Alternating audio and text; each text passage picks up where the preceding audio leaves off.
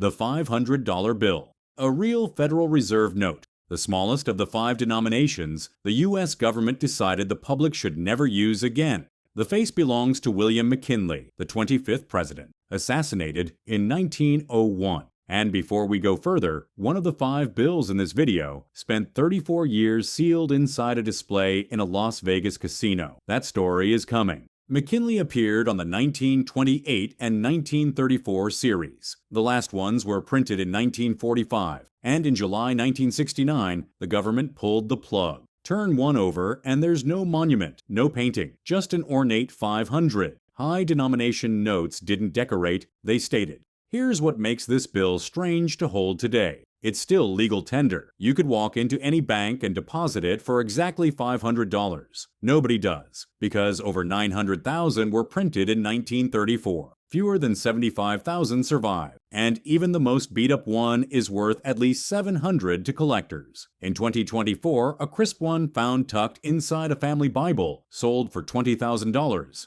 The $1,000 bill. The face is Grover Cleveland, the only man in history elected to 2 non-consecutive presidential terms, the 22nd and the 24th. This was never pocket money. It moved between banks and wealthy hands, settling debts too big for a briefcase of hundreds. The design he took over had a past. On the 1918 large-sized note, this denomination belonged to Alexander Hamilton, who got demoted to the 10 when currency shrank in 1928. Printing stopped with the 1934 series, and in 1969, the Federal Reserve started destroying every note that came back through a bank. That purge never ended. It's still the law today, which means the population of these bills shrinks a little every year. And it's why we know the count with eerie precision. At the last official tally, 165,372 remained unredeemed. Every single one now sells for more than its face value. Even the most beat-up survivor starts around $1,050. The $5,000 bill. Its story starts in 1861, when the Union needed to move enormous sums to fund the Civil War, and it stayed in print, in one form or another, until 1945. Almost no American ever touched one. These notes lived inside bank vaults, settling transfers between institutions and government loans.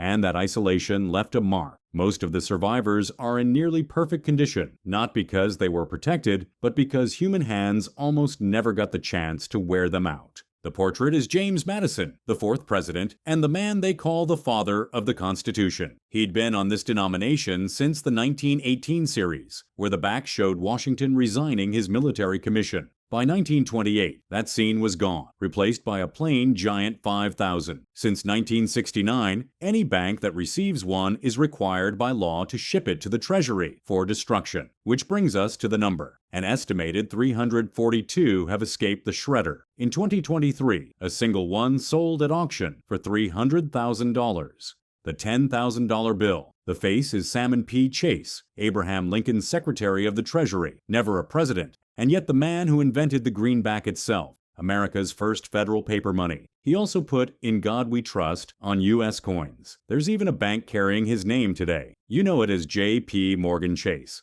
This was the highest denomination ever printed for public use. Fewer than 60,000 were made across the 1928 and 1934 series, and no more than 336 survive. And people keep finding them in the worst possible way. In Green Bay, Wisconsin, one turned up in a safety deposit box after its owner died. Her family took it to the bank and exchanged it for face value, $10,000, for a note collectors would have fought over at auction. Now, the promise from the start of this video. In 1964, casino owner Benny Binion mounted 100 of these, $1 million in cash, inside a giant golden horseshoe at his casino in Las Vegas. For 34 years, 5 million tourists lined up to photograph it. When the display finally came down, the notes scattered into private collections. And today, a single $10,000 bill can bring $480,000 at auction. And this is the highest bill a private citizen can legally own, because the last note on this list is illegal to hold, the $100,000 bill. The only note in this video you will never touch, not because it's rare, because owning one is a federal crime. It exists, though. The portrait is Woodrow Wilson, the 28th president. The back glows in bright orange and gold ink, a color no circulating U.S. bill ever carried.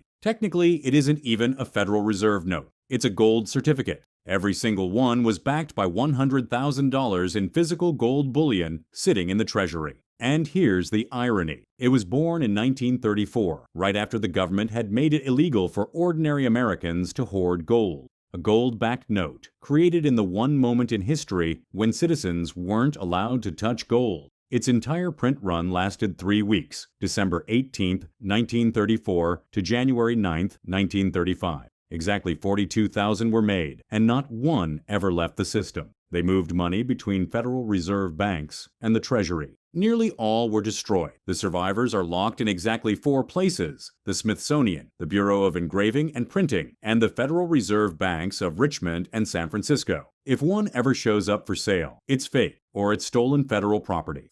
5 bills, all killed in a single announcement in the summer of 1969. But the strangest part of American money isn't the bills they buried. It's the ones still in your pocket, the floating eye on the dollar. The bill millions of Americans hoard because they think it's rare. And it isn't. We covered every one of them right here